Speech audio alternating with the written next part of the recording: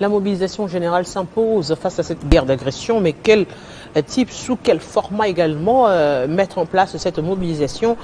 Nous avons notre tout premier invité, M. André Famba, à qui j'ai dit bonjour et bienvenue. Bonjour madame. Je rappelle aux téléspectateurs que vous êtes coordonnateur de la structure Assofachi, section de Lubumbashi. Évidemment, c'est ça.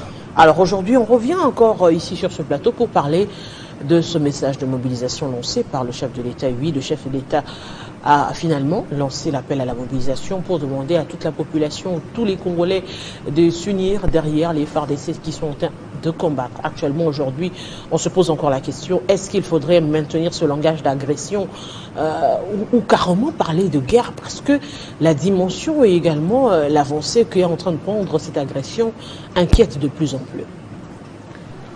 Merci beaucoup madame. Je crois que la chose commence à prendre de l'ampleur, à telle enseigne que la machination devient généralisée. Donc on pensait qu'il s'agissait seulement du Rwanda qui était l'agresseur, mais nous venons de nous rendre compte qu'il y a presque toute la communauté internationale qui est derrière ça. Pourquoi? Imaginez que l'émissaire des États-Unis d'Amérique était venu ici en République démocratique du Congo pour dire que la RDC n'a jamais été sous embargo. C'était seulement les groupes armés. Mais fort malheureusement, la RDC, le gouvernement a acheté des armes. Pour les acheminer ici en République démocratique du Congo, l'avion a été détourné, comme quoi la RDC n'a pas déclaré les armes qui devaient venir renforcer notre arsenal militaire. Voilà, c'est ce qui nous intrigue un peu. Et de cela, si le président a parlé de la mobilisation générale de la population en général de la République démocratique du Congo, le peuple congolais en général, c'était juste pour renforcer les FARDC et pour renforcer notre armée. De manière à ce que, sans peuple, les gouvernants ne peuvent rien. Mais avec l'appui du peuple, parce qu'il y a le feu maréchal qui avait dit que le président fondateur ne peut rien sans l'appui de son peuple. Alors ici, le peuple doit être d'une manière générale mobilisé, se ranger derrière le chef de l'État, qui est le commandant suprême des FARDC, soutenir nos éléments des FARDC, nos soldats qui sont au front dans les champs de bataille. Pourquoi? Parce que le week-end passé, les FARDC avaient conquis plusieurs localités. Entre autres, la localité de Kakomera, Kibumba, Kiwanja, jusqu'à atteindre la localité de Kigeri. La localité de Kigeri qui est entre la frontière du territoire de Rutshuru et le territoire de Nyiragongo. Mais depuis hier soir, en tout cas, la situation a changé. Il y avait des forces qui étaient entrées de l'autre côté de l'Ouganda, qui ont commencé à repousser nos éléments des FARDC jusqu'à les faire reculer au niveau de Kigeri. Est-ce qu'on peut dire à ce jour que l'on a un tout petit peu sous-estimé la République démocratique du Congo au regard de fait? Je dirais, les vrais adversaires commencent à se dévoiler petit à petit. Évidemment, c'est ça. Pensez-vous un seul instant que le petit Rwanda, tel que vous le voyez, peut agresser farouchement la République démocratique du Congo? J'ai dit non. C'est-à-dire, c'est une machination. Et si, ça je ne dis pas, ce n'est pas un conseil que je donne au président de la République. Si moi j'étais le président de la République actuellement, j'allais refuser catégoriquement tout ce qu'il y a comme négociation, tout ce qu'on lui demande comme négociation. J'allais refuser également le brassage qui est envisagé. Parce que ce brassage-là fera en sorte que l'ennemi puisse encore être intégré dans nos forces loyalistes. Mais actuellement, il y a Uhuru Kenyatta qui est déjà arrivé à Goma depuis, je dirais, l'avant-midi, qui se rend d'ailleurs à Kiwanja. Aujourd'hui, on se dit, comment expliquer aussi cette, je dirais, cette arrivée soudaine comme ça? On se dit finalement, est-ce qu'on va finalement imposer à la République démocratique du Congo cette négociation? Évidemment, c'est ce qui est prévu par cette communauté internationale, la MENOA que j'appelle moi. En fait, on veut nous imposer des négociations, n'est-ce pas? Et de brassage. Le brassage, l'intégration de ces éléments-là des M23. Imaginez quelqu'un qui est dans l'armée il y a 2 mois, mais il s'est fait colonel. Il veut entrer dans notre armée régulière ici, colonel encore. Voilà, c'est ce que nous refusons. Donc les conseils que nous donnons, non seulement au président de la République, le commandant suprême, à toutes les autorités, il ne faut jamais accepter ces négociations-là. Il faut jamais accepter ce brassage-là. Il ne faut jamais accepter l'intégration des éléments des M23 dans nos forces loyalistes.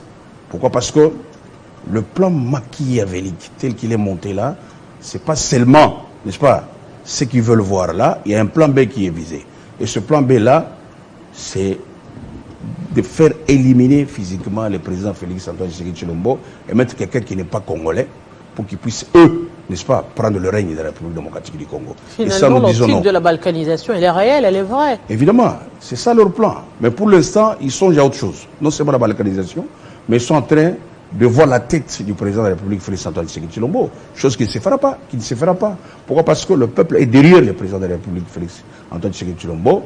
Il y a l'armée qui est derrière lui. En tout cas, cette fois, leur plan ne réussira jamais. Aujourd'hui, vous avez dernièrement lancé d'ailleurs cette chanson de mobilisation pour soutenir les FARDC. On se dit finalement à quand la sortie? Merci beaucoup. La chanson est longue à FARDC. J'étais parti à Lubumbashi pour des semaines, mais là je suis rentré. Je crois qu'il y a juste un seul moyen financier qui nous fait défaut. Nous avons lancé par-ci par-là un peu de demande d'audience. Si vous nous ouvrez la porte, en tout cas, vous pouvez nous venir en aide pour que le week-end de la semaine prochaine, que nous fassions la sortie officielle. Le président de la République sera invité, le Premier ministre ainsi que les membres du gouvernement seront invités, le président du Sénat, de l'Assemblée ainsi que leurs membres seront invités, ainsi qu'il y aura aussi d'autres invités qui viendront pour la sortie officielle de la chanson et longue année FARDC. Et de là, il y aura quelques orchestres que nous allons inviter, religieux, qui vont faire le lever des rideaux pour que nous, en dernier ressort, nous fassions la sortie officielle et longue année FARDC. En fait, c'est une chanson, comme je l'expliquais autrefois, qui parle de tout ce que le président de la République a dit. Mobilisation générale, qui parle également de recrutement de jeunes gens, de jeunes garçons et jeunes filles pour renforcer, n'est-ce pas, notre armée, qui parle également des politiques qui doivent à ce moment cesser un peu de bruit, cesser de critiquer les uns et les autres, se ranger tous les FARDC, parce que le peuple est en train de voir, à cette époque, qui est derrière lui. Parce que c'est le peuple qui donne le mandat. Voilà un peu ce qu'il y aura comme sortie officielle. Nous envisageons le week-end de la semaine prochaine, n'est-ce pas, faire cette sortie officielle de manière à ce que cette chanson qui est déjà, n'est-ce pas, écoutée par tous, soit vraiment homologuée, quoi. La RDC aujourd'hui agressée, continue d'être agressée d'ailleurs. On parle de cette mobilisation. La mobilisation, c'est pas seulement les FARDC, c'est pas seulement le recrutement, vous l'avez vu. Vous le soulignez d'ailleurs, la question des armes aujourd'hui, parce qu'il faudrait défendre. Mais défendre avec quoi? Avec des armes aussi. Aujourd'hui, on a interdit même à la RDC d'avoir des armes. Comment est-ce que la RDC va se défendre? La RDC ne reste plus qu'avec sa population et l'armée. Madame, on ne peut pas conquérir une contrée d'un pays sans aval du peuple. Ça, c'est pas tout au monde, ça ne s'est jamais fait. En fait, ce qu'ils font, eux, nous venons de détecter officiellement leur plan machiavélique. Et ça ne réussira jamais.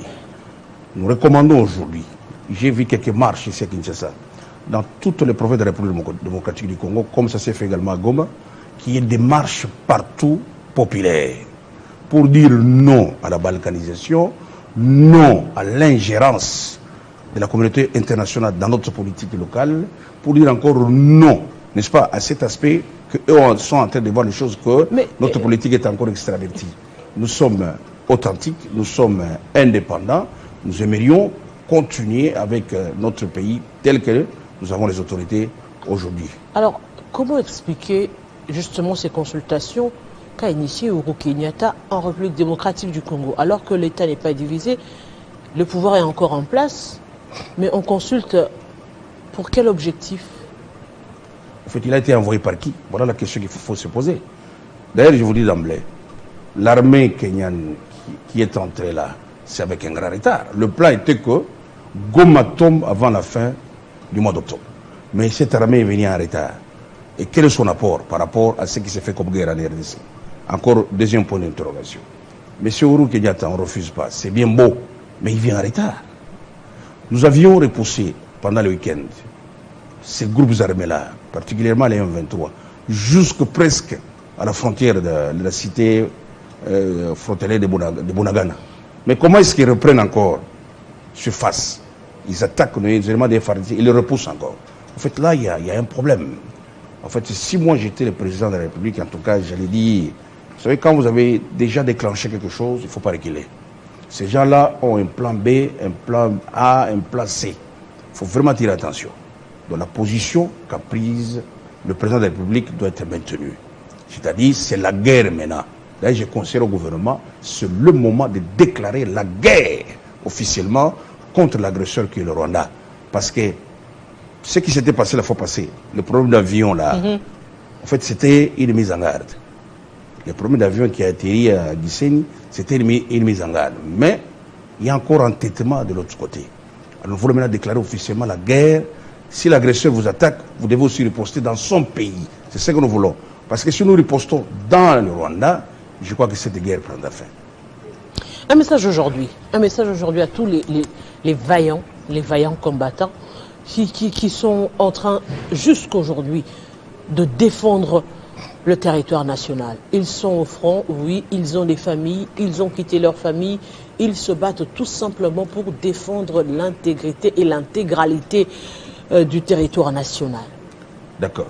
Aux vaillants combattants, soldats des FARDC, au front, dans les champs de bataille, le peuple congolais est derrière vous. Le peuple congolais vous soutient encore. En tout cas, forcez que ces gens-là ne prennent même pas un seul centimètre de la République démocratique du Congo. C'est votre pays. Et pourquoi on vous combat? Vous devez mettre ça en tête. C'est parce que votre sous-sol est riche, extrêmement riche. Voilà pourquoi on vous combat. Lithium, pour fabriquer les batteries actuellement dans les pays occidentaux, la grande réserve est en République démocratique du Congo. Donc on veut vous exploiter. On veut vous ravir par force vos minéraux. Et ça, il faut dire non. C'est Dieu qui a voulu à ce que la RDC vous appartienne, soit votre pays. Défendez votre pays. Le peuple est derrière vous. Le peuple va vous soutenir jusqu'au sacrifice suprême, comme vous l'avez prêté devant le drapeau. Alors, défendez votre pays. Nous sommes là, le peuple congolais est derrière vous, pour vous défendre. Non seulement également, pour parler justement de ce soutien au président de la République, mais aussi au FARDC. Vous êtes de Lubumbashi. Comment ça se passe là-bas? Parce qu'on sent, vous l'avez dit tantôt, on sent cette mobilisation, cet engouement ici à Kinshasa, la capitale, où l'on sent que les partis, ce soit de l'opposition ou encore de la majorité, qui font des mobilisations d'appel à la mobilisation et au soutien au FARDC. Comment ça se passe là-bas chez vous, Katanga? D'accord. Il y a beaucoup de partis politiques au niveau du Grand Katanga qui font déjà des marches. Bien avant Kinshasa. Il y a des marches qui se font presque chaque week-end à Lubumbashi. Et là, je salue en passant le gouverneur Jacques Yaboula Katoué, qui a déjà programmé, je crois, demain ou après-demain, jeudi prochain, il y aura une mobilisation générale, il y aura une marche pour le soutien aux éléments des FARDC. Et de là, je suis vraiment ravi de voir à Kinshasa quelques marches. Ça doit être continuel, de manière à ce que la communauté internationale comprenne que non, en tout cas, on ne peut pas faire de n'importe quoi en République démocratique du Congo. Le peuple est derrière, n'est-ce pas, son Excellence, Monsieur le Président de la République, Félix-Antoine Tshisekedi Tshilombo, à qui, moi, avec sa résilience que j'apprécie souvent, je félicite encore, qui garde son sang-froid, rien ne lui arrivera de mal. Quel que soit ce qui s'est passé, rien ne lui arrivera de mal sans la volonté de l'Éternel Dieu Tout-Puissant, Jéhovah Jireh, qui a voulu à ce que lui soit président de la République. Parce que dans la Bible, c'est clair, il est écrit que tout pouvoir vient de Dieu. Quelle que soit la façon, vous l'acquérez, mais ça vient de Dieu. Un message au président de la République. Au président de la République. D'accord, merci beaucoup. Excellence, monsieur le président de la République, Félix-Antoine Tshisekedi Tshilombo, j'apprécie personnellement votre résilience, votre sang-froid, votre façon de faire pour le problème de guerre qui s'impose dans notre pays. Vous étiez parti avec la voie diplomatique qui n'a pas abouti. Je crois que l'heure vient, et elle est déjà venue, comme la Bible le déclare, où il faut, n'est-ce pas, déclarer officiellement la guerre, de manière à ce que cette histoire-là de guerre qui est fin une fois pour toutes. Voilà, en tout cas, nous sommes derrière vous, nous vous soutenons, et vous avez tous nos applaudissements. Monsieur André Famba, merci. Je rappelle aux téléspectateurs que vous êtes coordonnateur de Asso Fachi section Lubumbashi. Grand Katanga. Grand Katanga, pas Lubumbashi, section Grand Katanga. Voilà, merci beaucoup pour la précision. Merci, madame. Allez, mes téléspectateurs, nous allons continuer cette fois-ci. Faut-il se méfier de certains partenaires? On revient ici sur le dialogue de Nairobi. On en parle avec M. Jeanne Lopin.